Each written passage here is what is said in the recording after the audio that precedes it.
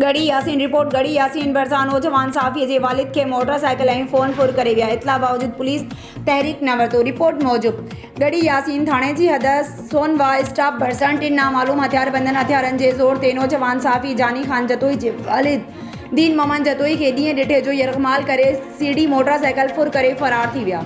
ॿिए तरफ़ वाक़े जो इतला हद जी पुलिस खे ॾिनो वियो पर पुलिस तहरीक वठण में नाकाम वई। उन ॾस में साफ़ी जानी जतोई तरफ़ां मौक़िफ़ अख़्तियार कयो त संदसि वालिद शिकारपुर वियल हो, जितां वापसी दौरान गढ़ी यासीन थाणे जी हद सोनवा स्टाफ भरिसां हथियारबंद हथियारनि जे ज़ोर ते खेसि यरग़माल करे मोटरसाइकिल ऐं फ़ोन फुर करे विया आहिनि। पुलिस खे इतला मिलण बावजूद न कार्रवाई कई वई, न ई वाक़े जो केस दाख़िल कयो वियो।